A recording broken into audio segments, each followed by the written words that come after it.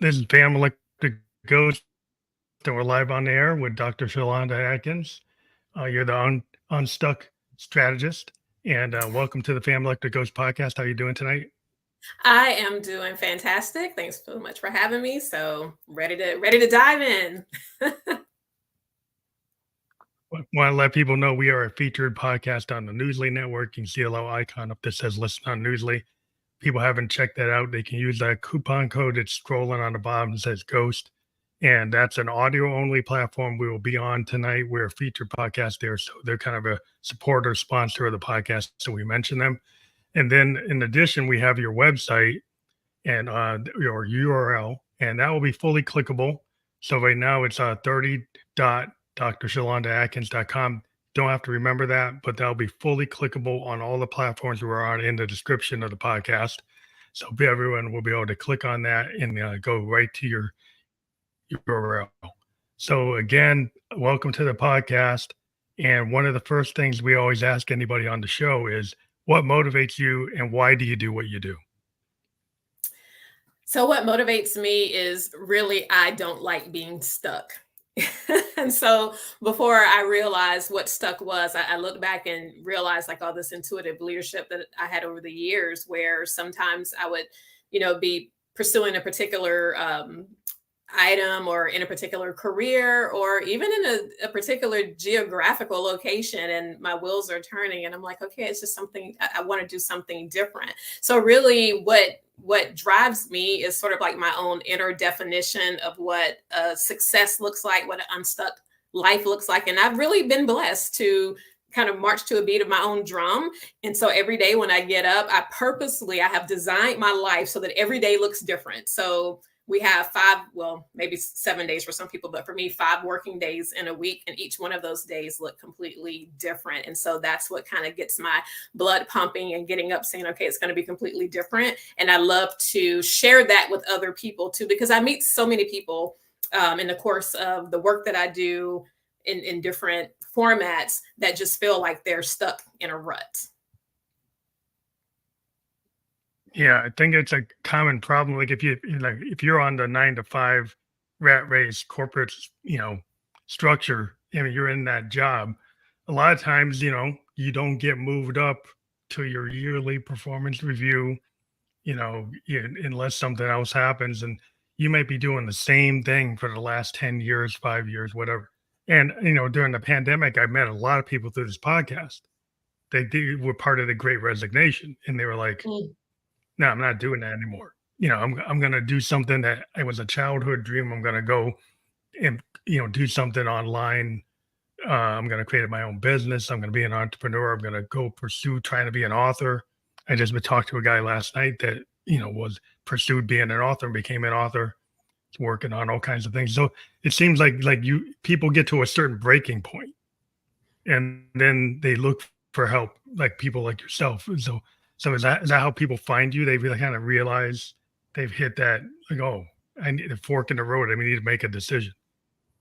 Yeah, and you're exactly right. And one of the things that I always said, I always say I don't like sales. And even one of the careers I had years ago, I was in real estate. And of course, real estate, that is a sales profession, right? But I would always say I don't like sales. I just really like living my life. And so as the Unstuck Strategist, I don't necessarily go out and say like, hey, I'm unstuck. It's all about how I'm just living. And so how I became the Unstuck Strategist, people had to tell me that's what I was doing for them, because just in my living life, they say, gosh, you don't seem to be afraid to pivot and change, or how do you have the courage to do something else? And I'm like, it's easy. I have a vision and I go forward. But then I realized that's not easy for everyone. Like you said, some people, it really takes like, hitting a wall or facing a challenge and saying, okay, need to realign and do something different. And honestly, there are some people who what may feel like stuck for me, like that, the structure, the routine, it helps them get through life. So it really just kind of depends on, what people want. Like some people may look at my life and say, how do you, yeah, like what, girl, you were so busy. My mom always says that I don't even want to bother you because you're just so busy. And I'm like, I'm really not. I'm really not that busy. But yeah, that's usually just how people just watch. And I've always wanted my life just to be a ministry, not me standing on a platform, say, hey, look at me, come get unstuck, but really just showing, showcasing and not holding back, but showing the joy that I have in the life that I've been blessed to design and live in a way that is good for me, helping me to get unstuck.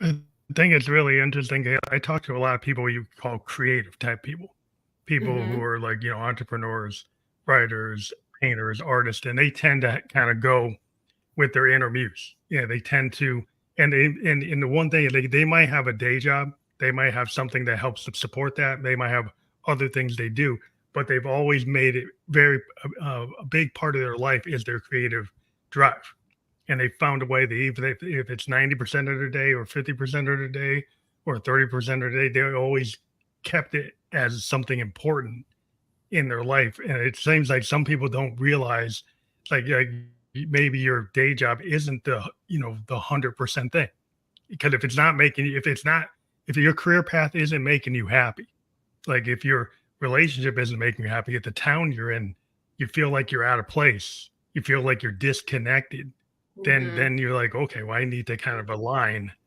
and kind of be in the right frequency. Yeah, yeah, absolutely. And I think that's why a lot of times creative people can find themselves as a result of their craft, can find themselves in spaces with a lot of people, but then also still feel isolated and maybe misunderstood, because sometimes it is feeling displaced. And I think it's really important for us to find that balance of what feeds our soul. But listen, these were not things that were taught to us in school, at least not in my school.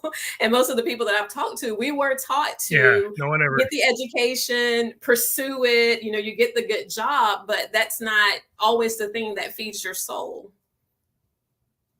Yeah, yeah, I've talked to people like were doctors, lawyers, professionals, and they went and got their degrees and got their certificates, got their acronyms on their name, and they're like, "Oh, I don't even like being a doctor. I don't even like being a lawyer." So it's like Mhm. they kind of were molded on a path that there was some expectation, or maybe they thought they wanted it, and then once they're in it, they're like, "Oh, this isn't what I want." And so that's a revelation, and sometimes that's hard to admit to yourself. It's hard to Yes. look in the mirror and say, "Well, I went and got this degree. I went and I passed the bar. I did all these things. I passed the medical exams, but now I don't want to do it. I want to do something else." It's like so, like that's a radical shift for some people. That's a big deal. Yeah, absolutely. And let me show you something really quick. So I love traveling, so I'm always, you can't see it, but in front of me, there's the wall map, and I have the little pins placed everywhere. But I keep this handy so I can look and say, okay, where's next? But one of the things in relation to what you just mentioned, when we think about the Earth is always doing at least two things at one time. So the Earth is spinning, and then it's also going around the sun. And that takes some time. So sometimes we start at one place, and then by the time we come full circle, we have evolved. We've shifted, but like you said, we've been on this particular path, so we have to carry it out. We're too vested to just stop, but we get to that destination, and then there's a misalignment between who we were when we first started and then now this destination. And so that can create a lot of pressure and actually a lot of unhappiness and depression and anxiety as well. So when you're a founder of like PsychMYway, and you've been, a board certified physician's assistant, you're an entrepreneur, a world traveler, like you have so many hats. Like when you describe like what you're doing, like how would you describe what you do today? Is it still all those hats? Because that's why you're doing different things every day, or you're in one place more than the other based on whatever the situation is. Yeah, it kind of ebbs and flows. And usually when people say, so what do you do? I usually joke and say, well, how much time do you have? It might be easier to say what I don't do. But so yeah, so I practice, I see patients. My practice is it's telemedicine, so I can see patients in the state of South Carolina. I'm also licensed in the U.S. Virgin Islands, so I treat patients there as well. So it involves being able to commute to a beautiful island with some beautiful people. but I don't do that like on a full-time basis. So both of those are very part-time. And then in addition to that, I save space for people who want to connect and get individual coaching. And the cool part about that, because what I found is with medicine is quite limiting. So even though I have a telemedicine practice, if there's somebody in California who says, you treated my sister, she said you were amazing, I want to see you. Well, I can't, because I'm not licensed in California. Mm-hmm. And I look at, I mean, to me, the world is small. There are so many people who need help. And generally speaking, at the core of humanity, we all deal with some of the same things. So being able to be a consultant and do mental health coaching as opposed to treatment has allowed me to branch out. And then I'm also wider net. Yeah. Yeah. So to answer your question, all the different hats that I wear, that's what keeps me happy. I find that for me personally, when I start to feel kind of, stagnation creeping in, it's usually when there's something out of balance, or the ratio is a bit off. Maybe I'm spending too much time in one area and not getting enough. Yeah. But I absolutely love it. That's interesting, because I've been a consultant. I have a lot of hats. I'm a software consultant. So I decided a long time ago, I used to be in corporate America in the big companies, and I actually worked in Japan for a bunch of years for a big life insurance company. But then it's like I got on that track and I couldn't get past like the glass ceiling. Mm-hmm. I did all the things I was supposed to do, did the international travel. Then I felt like it's like I didn't get the recognition that I thought I should have got. So I think I went independent. And then I also decided, it's like, you know what? I'm going to be an independent consultant. So then I can still do my art, which I felt like I'm a musician, I'm a producer, I'm a podcaster. So I wanted to be able to still do those things. And I said, if I'm not going to be on this career track, I'm not going to kill myself trying to do it. I'm going to still be able to bring in good money as a consultant, and then be able to build this podcast as an entrepreneur in my music and production and being a producer. So I try to give equal weight to different parts of my life, so that then I don't get bored. I don't feel stuck, like you're saying. I never called it like being unstuck, but I kind of see parallels in what you're doing.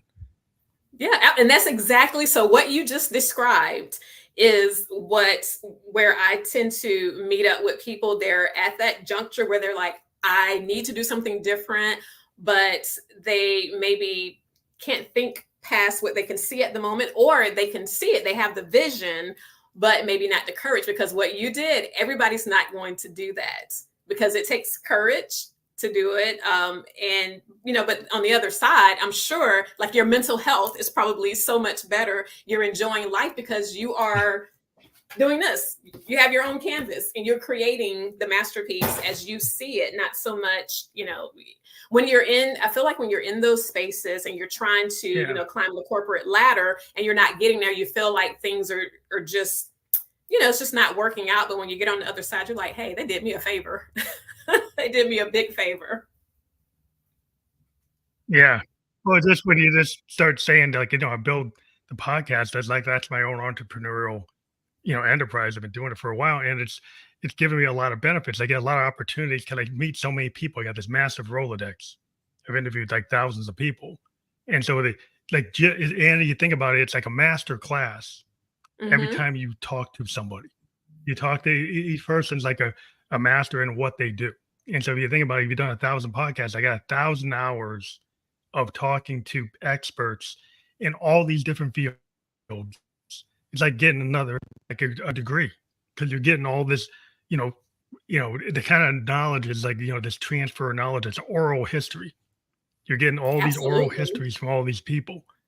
And I feel like that's the way you actually learn and you progress. And it makes me feel more confident, better at communicating. I've been an Uber driver at one time, and I used to be very shy. And then I learned like, why I'm not going to get a 5-star unless I talk to the people in the car. So I actually had to learn how to do small talk. Mm-hmm. And the podcast became like, and then I got confident enough to create the podcast 6 years ago, because I can do small talk in a car, so I could do it online.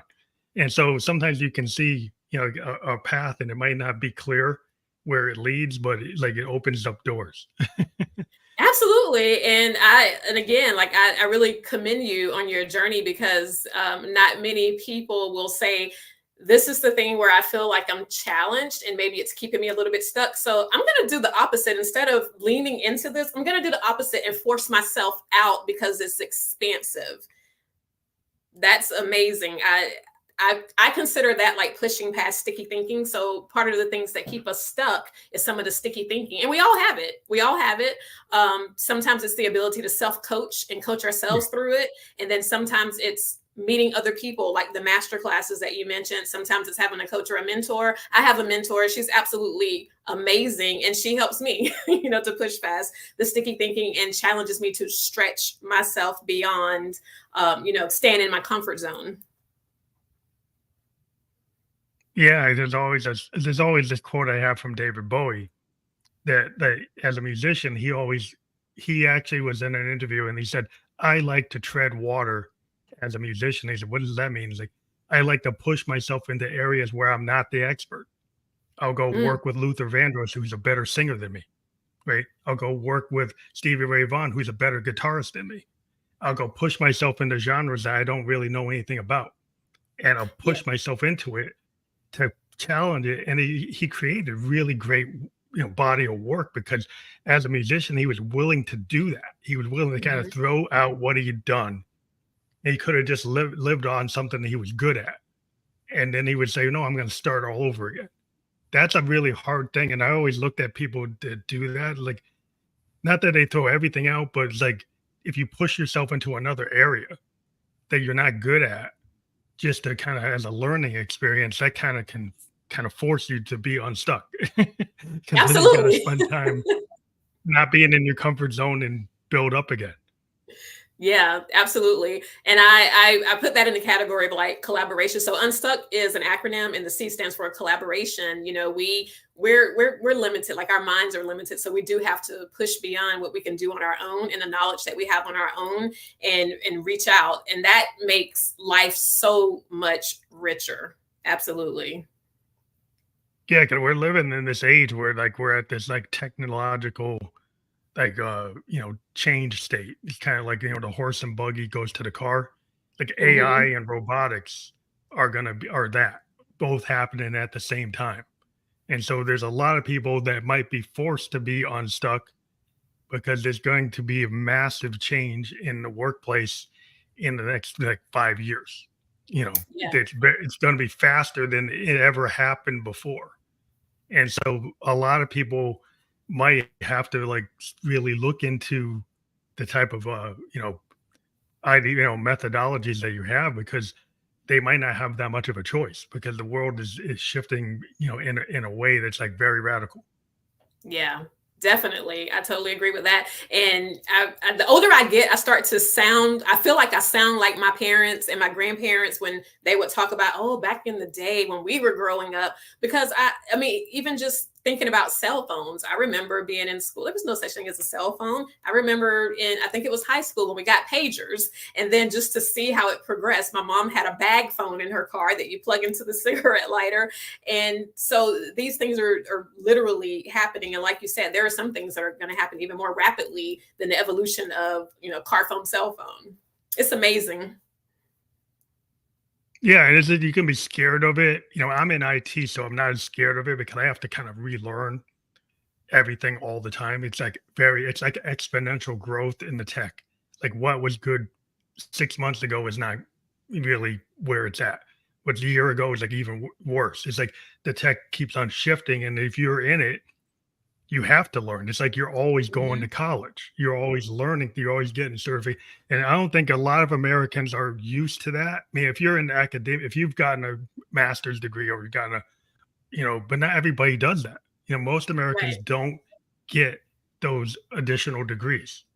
And the world is getting to a place where, you have to get some level of expertise because it's like the society seems to be demanding like recognized skill sets.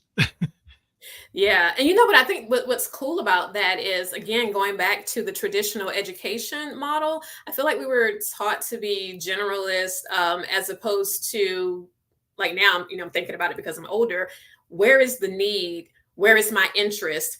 where do those two intersect? And then I become the expert in that area, as opposed to just learning all of this general broad knowledge and then trying to figure out how to apply it. And I think what you mentioned, technology, it allows us to sort of, kind of pursue that expert level on our own. I mean, podcasts, YouTube how-to videos, books, ebooks, and it's just, I think it's amazing. E-learning. I think it's Yeah, you amazing. can go get, yeah, I mean, there's a lot of people that might have thought they have to get their associate's degree and their master's degree, but if they go to like any of the tech kind of online, Amazon has an online university, Microsoft has online stuff, all the tech companies, Google, Amazon, they all have these like programs where if you go through them and you get their certifications, you take their courses, you could actually be working for them without your degree. Now, eventually you'll probably want your degree because it would just build you up, but you actually could work and make 6-figure money. You can make 5-figure money. And that is like not what everybody was told. They were told that you had to have the the bachelor's of science degree to even walk in the door. And that's not necessarily true. Right. Yeah. So I grew up in that generation. I grew up in that generation where Yeah. it was like, oh yeah, you go to high school, you go to college. And then there was this rude awakening. So I went to college, stressed myself to get, I don't know, magna cum laude. And then I was like, oh yeah, they're going to come looking for me. They're all coming looking they're going to hire me. And then I was waiting. Yeah. Everybody's waiting and they got these big bills. And it's like, I understand like the model. It makes sense. But sometimes if you don't have a society that makes that model affordable, and then when you get it, it's like still there are people who get favors because of who they know and the people around them. There's still a lot of that. So like if you go out, I went and got my bachelor's degree, and I was around all these kids in frats, and this like I went to Bowdoin College, and there was kids that they were on this track. They were going to get into the boardroom because their grandpa had been in boardroom. Yep. And, it was going to be harder for me to get into the boardroom because they had, 5 generations gone to that path. I'm the first generation on that path. It's a lot harder path for the first generation than the guys who are on the 5th, 6th, 7th generation. So then when you see that, it's like, well, do I totally be disincentivized and say, oh, I can't do it? Or you have to find like, oh, how am I going to do it? How am I going to make it? So how do you get that kind of mindset to start looking at like a roadblock and not think it's like insurmountable, not think it's like Mount Everest? Yeah, and that's where I think talking to people really is helpful, because you can, if you start to believe that and you try to open these doors and they keep being slammed in your face, I mean, our brain is going to tell us, stop doing that, that's not working. But sometimes talking to someone who can give you a different perspective, or perhaps a different route, because you're so right. I always heard it's not so much what you know, but it's who you know. And the older you get, you do meet more people. And so you can grow that network and then start to collaborate. But trying to initially sit at certain tables can be very difficult. And you do have to work a lot harder to do that. I was just talking not too long ago about, introverts and extroverts and trying to collaborate and build networks. So for somebody who's extroverted, it may be a lot easier, but somebody who's introverted, it doesn't mean they can't do it. The key is just making sure that you build enough recovery time in afterwards, because it's going to take so much mental, physical, and emotional energy to put yourself out there. And then another thing too, when you're meeting other people, leverage technology. So I absolutely love doing voice clips and video clips. So like on LinkedIn, for example, if I'm reaching out to someone,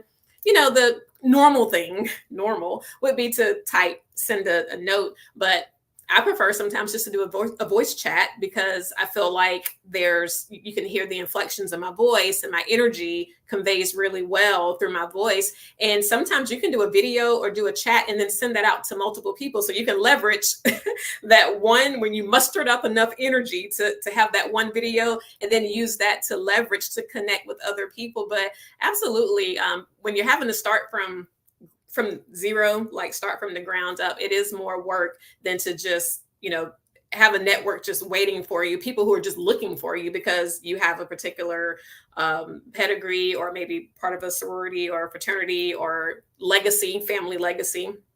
And we saw that with our son. We're seeing it. We're living it now. Our son, we live in South Carolina, and I know a lot of people thought we were strange when we said our son was going to boarding school. In fact, my mom would get upset because I think a couple of people said, well, why are they sending him off? He's not a bad child. And she's like, no, he's not a bad child. He's going for more opportunities. But as a result of my son going to, it was, one of the most prestigious schools in the US, his network. So who goes to, New York, walking around New York, and every day sees somebody that they know because of the network that he was able to create and be a part of at this boarding school. And it's opened up opportunities for him. Someone has an opportunity like, hey, I'm doing this program, I put your name in for it. And I absolutely love it. And I'm grateful that he has that opportunity. My husband and I, we didn't. We didn't have those opportunities. So I see firsthand exactly what you're making reference to. Yeah, it's real important because a lot of times people, they don't realize that's why the people go to the Colbys and the Bates and Bowdens and the Amherst. Like, why do they go there? It's not exactly, it's because of those connections. I've been able to get certain positions because there's a guy from my frat, or there's a guy from Bowdoin, or my professor recommends me, or something. There's a connection where they're willing to, do that invitation, or that kind of, it's not just based on your capabilities, which you would hope everything should be based on your capabilities. But sometimes it's that knowing the right people in the right moment at the right time is important. It's important. And then sometimes build that Rolodex. Absolutely. And that warm introduction, and it's just like if someone says to me, if I'm getting a referral for a new patient. So if it's someone that no one knows who finds me on Google, as opposed to it's a referral from a trusted primary care provider, already. And let's say I only had space for one, I would feel more comfortable with the one that was being referred, because I trust that if they're referring a patient to me, that, there are certain things that have already kind of been cleared and checked off. We have a daughter who's getting ready to go to college, and we just had this conversation yesterday, and she said, well, but does it really matter? I mean, if you make good grades in college? And I'm like, oh yeah, let's have this conversation. And so my husband and I were, it just depends on what you plan to do after college, because in fact, it really could matter. And I shared with her a conversation I had with a friend of mine who used to work for Goldman Sachs, and now she works for another big firm. And she said, when you have 1,000+ resumes in front of you for a few slots, yeah, we do kind of look at what school the student went to, because certain schools, we know the academic rigor of that school. So we know that we're getting a certain type of student if we're choosing this school. So yeah, names do matter. Yeah, because when you come out, like you can have a 3.8 from an Amherst, and you could have a school that maybe it doesn't have the reputation of Amherst, and that guy could have a 4.0. The guy with the 3.8 from Amherst might get in, because they kind of know that Amherst, the rigor there might be a little bit more, right? And they might know people who had gone there and they've seen what they can do. So it's the kind of critical thinking that comes out. Like I think a lot of times, like what I've seen in the academic world is the ability to have critical thinking and holistic thinking, and not just the kind of rote memory. Like if you have an educational systems that are all based like SAT kind of rote memory, and you just answer multiple choices. But if you go to a school like an Amherst, they do blue book exams, they do oral exams. So they make you really show that you know what's been taught for that semester. You can't kind of just bluff your way through it. You have to show that you actually know it. You have to apply it in a way that, in your own voice, based on what you learned, and it gives you like an ability to kind of think on your feet. The Socratic method makes you really understand things, and it allows you to learn for the future. So when people get that type of learning, they get if it's robust and it makes you really think, that I think that's the core. Like any kind of learning that makes you challenge things, challenge yourself, challenge like why is it that way? And then dive into it and then prove it one way or the other. It's like it's a different type of mindset. Yeah, and that's the kind of mindset that helps you stay unstuck. Because if you go with the rote memory and just doing something because someone modeled it and said you should do it, then you're not engaging. You're not engaging like your true, authentic self. You're not able to express that and ask the questions, be inquisitive. So all of that is great for an unstuck mind and an unstuck life. And another thing that I always go back to Do you have how we were taught like in childhood. And I remember coming from, a family where children could be inquisitive to a certain extent. But now children are taught to ask questions, because when I was little, like if I asked too many questions, it's kind of like, just do what I say, stop asking all these questions, where yeah, now you welcome that yeah, because it's not like seen as time out disrespectful. no more. Yeah, I mean, I come from that background, like the grandpa, grandma are like, What are you doing? What it's kind of like the elders, like they know more. Where now my daughter, who's 25, she challenges like everything I ever thought.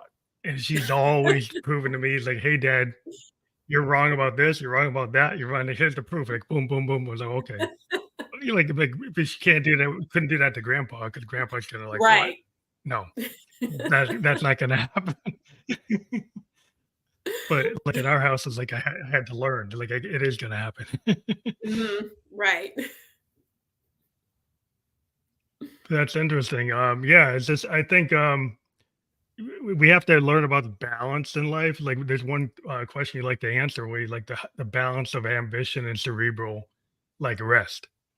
Um, so I think a lot of times people think like if they worked an 80-hour, 90-hour, 100-hour week, and they're just like maxing out, and they don't consider that rest should be part of that strategy because like you're not there's diminishing returns if you get yourself burned out.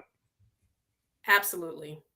Absolutely. And that is, believe it or not, that is one of the 7 unstuck strategies. So the N in unstuck stands for nurture your soul. And nurturing your soul is all about getting quiet, getting to a place where you can just get quiet. And literally, for some people, that means like literally sitting in silence. For other people, it could be listening to music and just zoning out. It could be taking a walk in nature, and it could be social rest as well, making sure that we are still spending time with people, because I tend to have a lot of meetings with people that are more on like the collaboration or business side, but I'm intentional about making sure that I'm meeting with people and we are not talking about work. Like we are seriously just being silly, or Mhm. doing something fun. So next week I'm looking forward to a woodworking class with one of my friends. But the cerebral rest is really important. I actually put myself on cerebral rest earlier this year. So this year was probably one of the most challenging years I've ever had. It started in December. We had an unexpected death in the family, and then there were some additional unexpected things that happened earlier in the year. And I found myself, the tools and strategies that I've used before, the tools and strategies that I have shared with people around the world, they were not working for me. Mhm. And so I literally just said, I'm shutting everything down, cerebral rest. I don't even know what that means. I don't know what it looks like because this is all new territory. But I tell you, when I came back, like the comeback from that was just so amazing, refreshing, clarity.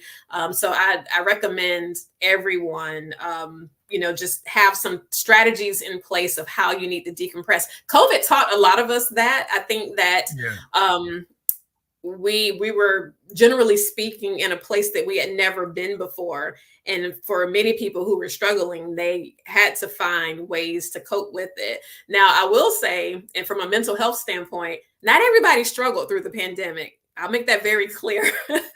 Because I had some patients who it was like a breath of fresh air for them, in the sense that anxiety levels were lower. So For example, I have some patients who struggle with whether it's the daily commute, the traffic, the crowds, the noise, being overstimulated, or maybe the anxiety of going into an office space, working with coworkers, maybe in a toxic environment. So all of a sudden, you mean to tell me I get to work from home, I don't have to commute, and I don't have to face these people? Hallelujah. So there were some people who fared well, Yeah. through the pandemic. Yeah, I think I was one of those people. I was a road warrior, and I was always on planes from Sunday to Thursday. And I would say, like, I would go into environments, in the IT kind of workplaces, like you go to a client site and you can get, you can be in a hostile environment. You could be in an Hmm. environment where people is like it's a lot of stress because you're always on. Like you're Yes. representing your firm. You always got to be perfect. Can't make a mistake. Well, you're human beings, so you're gonna make some kind of mistake, but they're like, Hmm. "You're not supposed to make a mistake." So you're on that and you're on the whole time, and then you're in an unfamiliar place, living in a hotel. It's highly stressful. For years, I did it because I said, "Well, this is what you're supposed to do. To be in, like, the rat race, you're supposed to be a road warrior, you're supposed to do that." And when I was able to work remotely, it was just not having to be on the plane, not having to be in the airport, not having to be in the Uber, not stuck on traffic, scared you're gonna miss the meeting. All that stress went away. And it didn't. I was like, well, then I can actually just focus on the work Yes. and not have to focus on those other things. And I found that so liberating that in my consulting business, it's all remote. Because I did it for 20 years. And I Wow. said, well, I don't need to do it anymore. I just made the decision I'm not going to do that anymore. So it's people have to be if you're a person that likes to be in that, that's you. But I decided I didn't. Yeah. Yeah, that I'm listening as I'm listening to you talk. Like I could count like at least three things that could just one of those things could really make you feel unstable. So travel. So you're traveling through different time zones, and I don't know about you, but the older I've gotten, my bounce back isn't as good as it used to be when I was younger. I maybe could go somewhere, hit the ground running. Now I get somewhere. I need to rest and then go. When I return, Yeah, I need to rest it's and then harder. restart. So you're In my traveling through 20s is time one zones. thing. In my Yeah, 50s, exactly. in the 50s is another thing. Yeah, those decades in between can do a little bit of damage. So, in addition to traveling through different time zones, and then, like you said, you're walking into spaces and you have to learn, you have to be on to read the room and figure out how to adjust your energy for that. And meanwhile, like you said, then still having to work. So, that that's a lot. That is a It's a lot. lot. I didn't realize how much it was until I wasn't doing it that Hmm. way. Until I was just everything was like, just Zoom, and everything's going through Teams. And finding out that I actually got more work done, that I actually was able to do more thought work, Yep. better designs, because I wasn't stressed out. Yep. And then, so then you can make the argument, it's like, actually, if you can focus on the actual problem, the logical problem, the business case, instead of all the other things, I actually was able to actually do better work. So then I was like, wow. Then it gave me time to do other things like my passions. So Hmm. you have to start to, people say, oh, I want to have a garden, but I'm on the plane. I want to be able to, go be on this in my whatever class in my Tai Chi class, but I'm on the plane. It's like now I can do those things. And now I can actually be in that poetry slam group every Wednesday and go and read poetry when I couldn't do that if I'm on the road. So you start to find like, hey, there's a balance here that starts to be more of a life that you want to live. Yes. And it sounds like it's a Rather lot than better. what you thought you wanted. Yeah. Yeah. And you make a good point too with, when you're in the thick of things, sometimes you don't know what you don't know. There are so many times in life, personally, or what I've seen other people experience is they'll say, "Oh my gosh, I had no clue I felt that way," or "I had no clue this was so taxing." And in a way that's kind of a good thing, because it allows us to persevere and to get through. Because imagine if we had knowledge of everything that was really hard, we I wouldn't do we'd be we'd be it. we'd be set back. So sometimes it's good that we don't know that we're just doing it, and then when we step away from it, it's like, how in the world Because I think about now, like raising kids, and I'm thinking, how did we do it? 3 kids and soccer and Mhm. dance and school and checking homework folders and going to church and this. How did we do it? I couldn't imagine doing that at my age now. So I see young parents and I'm just like, God bless you. Can I get you a coffee? Yeah, it's a lot of work because it's like a lot of like lack of sleep, lots of work, added stress.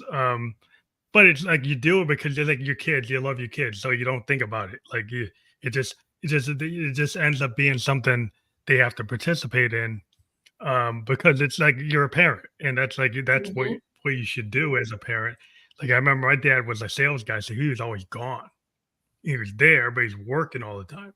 And I decided I was going to be more involved with my kids. Um, and not that he was in a world where like, his role was like he's going to be out there making the money, and my mom Mhm. was going to do more of the hands-on work with it with us.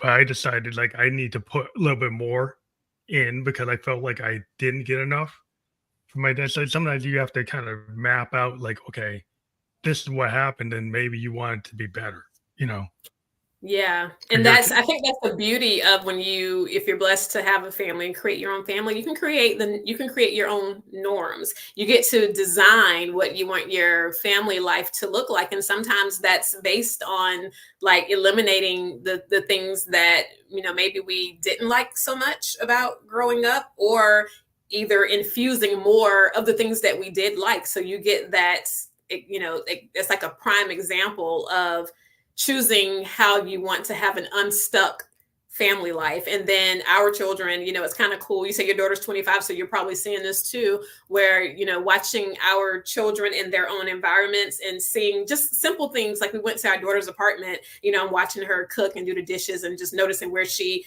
put the silverware, and I'm like, oh, she was watching. But then at the same time, I'm seeing other things and I'm like, where did she get this from? I'm like, I need to take notes. I need to be doing this. So they get to pick and choose as well and design their own life. Yeah, it's just how you see your kids like become like adults and start to, how much of an influence did you have or do have versus like Mhm. other influences they have in their life from friends or other things that they've decided are important. So it's like, it's just, seeing them flower into who they are as individuals. That's always cool. And the thing is, this is what people forget sometimes. Like I know you're with your, like I have a friend that I've been with since I was 12 years old. I have a friend, he doesn't live in the same city. He lives like in Albany. I live in New Hampshire. But like we have this like connection that we knew each other from like that far back. And so there's all this kind of knowledge we have between us that's like my brother or my younger brother. He's like that close. And then you have other people in your life that you meet that maybe don't have as deep a relationship. And just different phases of your life. This one friend knows all my phases. And then some of my current friends, they might just know the phase I've been in for the last 5 years because I've only been friends with them 5 years. So maybe you can talk about like how you evolve in relationships and long term versus like current. Yeah, I think with relationships, I read a book last year. It was Michelle Obama's book. Why am I thinking? I'm blanking on the name. It wasn't Becoming. It was her second book, but anyway. And she talks about the value of friendships and always, but she calls it like her kitchen table and the friends that come around to her kitchen table, and the importance of keeping the door kind of swinging open, like being still having new people come. And I thought about that, and because a lot of times when we think about friends, like we tend to put more value on the friendships and relationships that, we go way back, this person knew me back when, and we tend to put a lot of value on that, rightly so, if it's a good relationship. But then there's still something, fresh and new, because if we're constantly learning, we are going to be attracted to other people. And I think having like a mix, like your friendship relationship bag should be like a mix of people. I think it's beautiful to have people who have seen you through the different stages of life, seen you at your best, seen you at your worst, been there to comfort you, been there to celebrate you. And then I think it's also important to have people who see this version of you as well. But I last year I was just thinking about, friendships, and I thought about the girls who stood with me in my wedding 26 years ago. I thought about the women that I literally just met last year as part of my book club, and how, and they've become like family. The women I've met through my work in the Caribbean.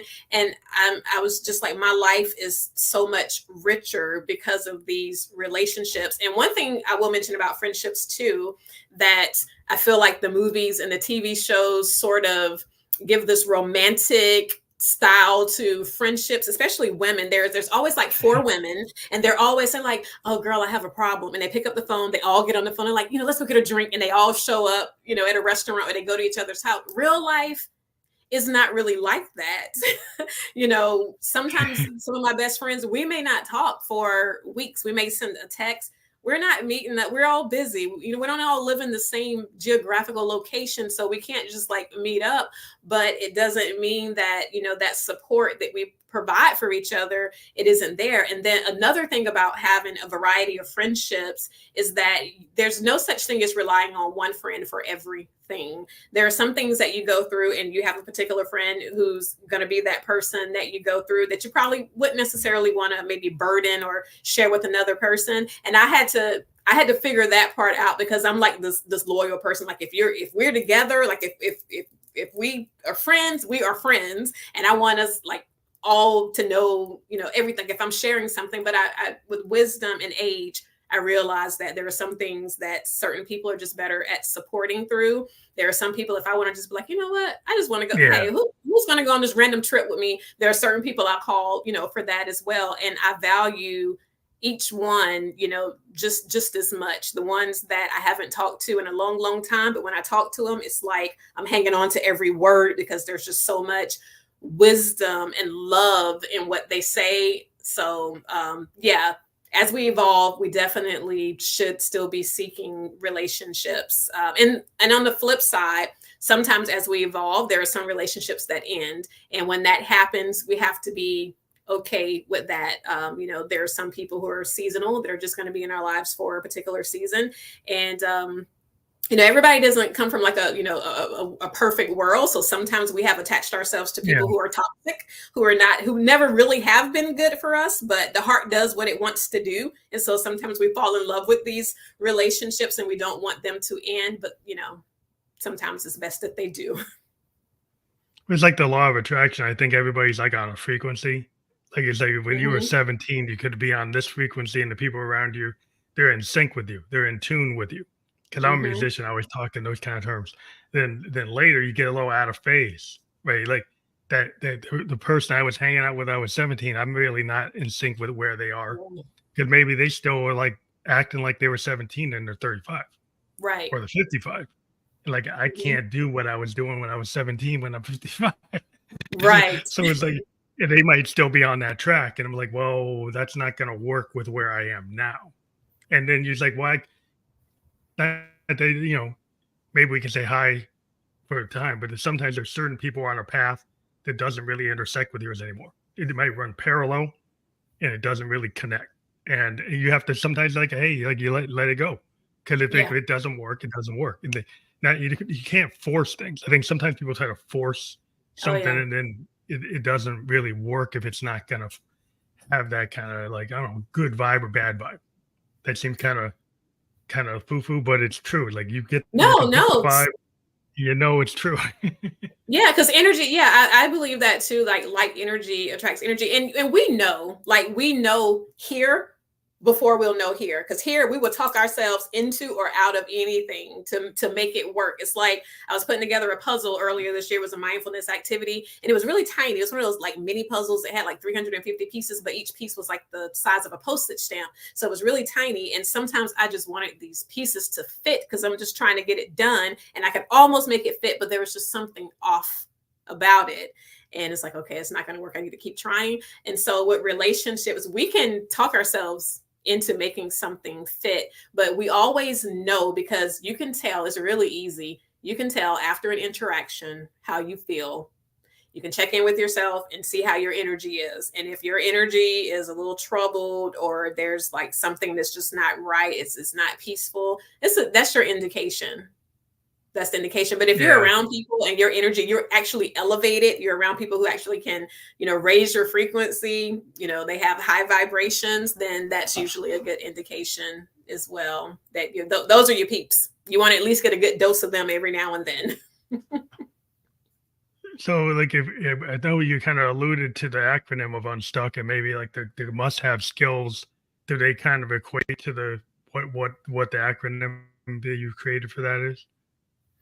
Yeah, so the acronym, and I can run through it really quickly. So, Unstuck, so the U stands for unlearning your definition of success, because chances are what you have learned growing up as what success is probably wrong. It's probably based on society. It could be based on your family. It could be based on culture, or maybe even something you saw on TV. If you used to watch Dallas or Knots Landing and you saw the big ranches and the cars, and so really figuring out what success means to you, taking a deep dive inward and saying, okay, dream life, what does my dream life look like? And most of the time, even if there are financial figures attached to it, I challenge people to still go beyond that. Somebody may say, well, success would be if I had $5 million. I'm like, okay, great, $5 million. So you have $5 million. And what does that 5 million represent? And they're like, well, because then I can do whatever I want. So what I'm really hearing them say is they value freedom. They want flexibility. They still want to work. They're not just checking out saying, once I get to 5 million, I'm just going to sit back and eat buns and rock in the chair on the porch. They're saying, no, I will still get to create and give to this world, but on my terms, how I want to, when I want to, where I want to. So that's the premise of the whole unlearning the definition of success. The N we talked about earlier, nurturing your soul, because that's important. Sometimes we don't even know what we want because we have too much noise around us. So being able to quiet down and hear and get that clarity.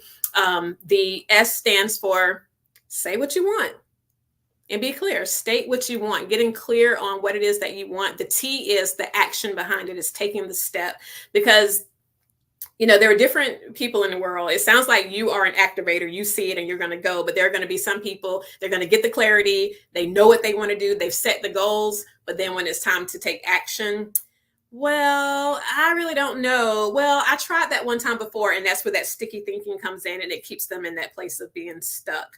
And then the next U stands for understanding your emotions.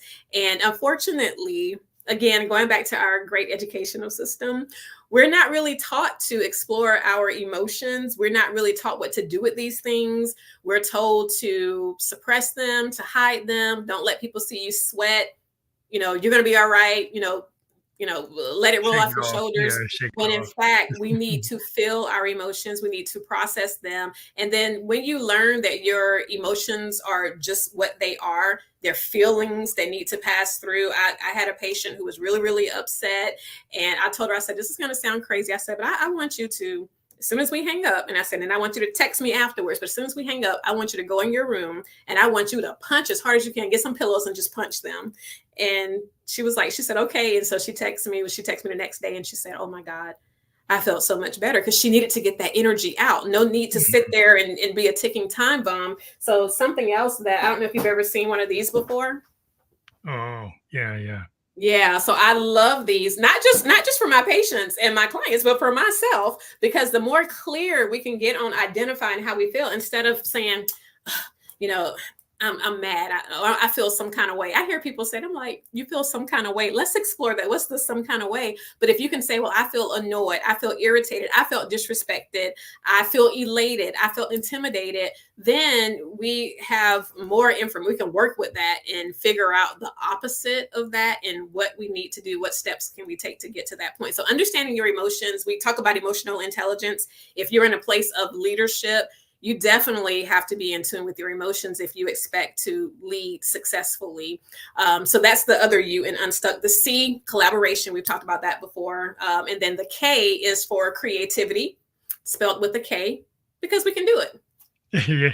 Because we're all artists. We don't have to spell creativity with a C. Who does that? We don't have to do that. Yeah. So that's the whole premise of getting unstuck.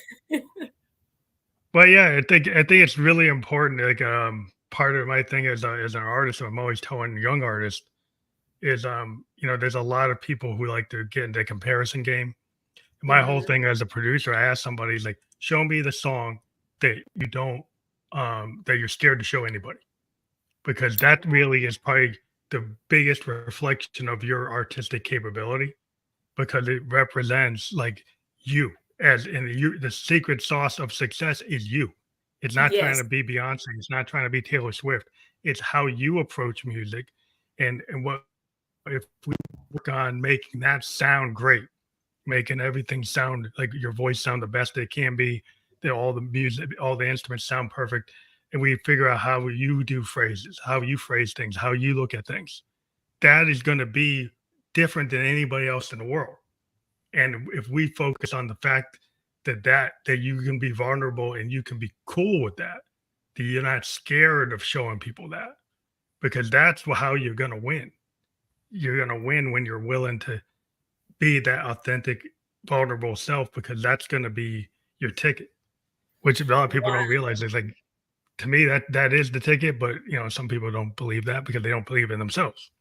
Yes, and that's the key, because once you believe in yourself, when you trust yourself, then you're more prone to show that to the world. I love that question. I love the question that you asked them. What's the piece that you've been working on that you're afraid to show? And then that leads you to the most authentic version of that artist. That's good. That's real good. Yeah, it's just something like, instead of trying to say, oh, try to sound like what's on the top in the top 10, then you're really not being you. You're just trying to sound like them, and they're Yeah. already there, and they probably can already do what they do better than you, because that's them, right? So Right. it's like, so you need to focus on what you have, and then you get the Bob Dylans, you get the Hendrix, you get the people, Jazz Joplins, you get Ella Fitzgerald, you get the Stevie Wonder. That's why you get people like that, because they're willing to say, how come nobody sounds like Stevie Wonder? Because that's Stevie Wonder. That's just the way it is. You know, you're not gonna really be in that zone. It's like Herbie Hancock. It's like, is anybody gonna sound like him? Probably not. And when that's the game we have today, is so many people use AI and sampling, and Mhm. they just want to clone what was successful. And it's like, is that really you, or is that what somebody else already did? Right. Right. So I'm always looking, it's like, where's the originality? And I'm always looking for people who actually, can show me an original beat, an original lyric, an original concept, instead of sampling something that already existed. Well, I know that got a million hit like plays, but I want to hear what you can do. Mhm. And one of the most challenging parts is when you see, because I'm sure you've come across artists and you see something so unique, something that would be so powerful if unleashed fully to the world. But the challenging thing is getting that person to see that in themselves. Yeah, that's the big core thing. Mhm. Like, a lot of artists are really scared. A lot of times, even when they get on stage, there's a stage fright that's like always there. And, before they get on stage, and then they turn Mhm. into this other person. And then once they're on stage, they're actually more comfortable on stage than they are in their real life. And when you deal with people like that, it's like, wow, because like you're trying to work with them, and they're second guessing everything because they're not on stage. And then you're trying to get them to trust themselves. And that's a really hard thing, because like they don't trust themselves until they actually are in the zone. And sometimes they're not in that zone, but they're only in that zone for a couple hours a day. They're not in there like all the time. So Right. that's a hard thing to work up with. But that's kind of just the nature of creativity. Sometimes it's like that, and you just, okay, well, that's, you take people as they are. Yeah. And that zone, I remember. So my husband is he's a podcaster, he's an author, he's an IT person, he's done so many great things. When he was writing his book, me being the good wife, I'm like, you know what? Do you want to? I have an idea. We'll rent a cabin in the mountains and we'll drive up and you can just write. And he's like, it doesn't quite work that way. Like it's a creative process. Like I write as and I'm like, okay. Yeah, you never know. But it is just amazing how you can like really understand like where you are in life. It's kind of having like a situational awareness, like at a microcosm and a macrocosm level. Like at the microcosm level is like, it's your individual like self looking in the looking glass, and then when you're out in the crowd, or with other people, being the kind of having that situational awareness of like, oh, understanding the consequences of your nonverbal statements and your verbal statements, which Hmm. is probably hard to be that self-aware, but I think it's important to kind of know where you want to go. Absolutely. You have to know.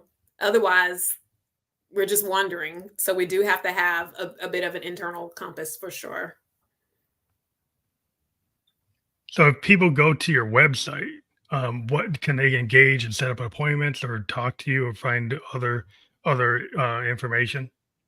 Yeah, absolutely. So you have the link there, 30.drsherlondaatkins.com. So that's where there's information about if anybody wants to schedule what I call an expansion session in 30 days, where we basically dive into what your life is looking like now and where you're wanting to go. And that could be for someone who's like, I have no clue. I just know I need to do something different. Or it could be for the person who has already put the plan together, but maybe just need a little bit of help in executing that plan.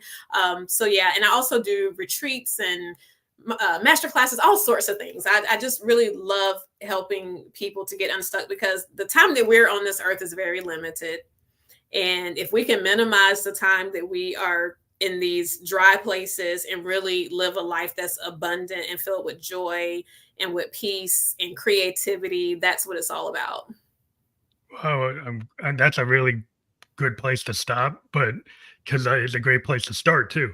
But I want to thank you for being on the Family Electric Ghost podcast. I want to encourage people to click that link. It is going to be fully clickable on all the places that we're can be seen or heard.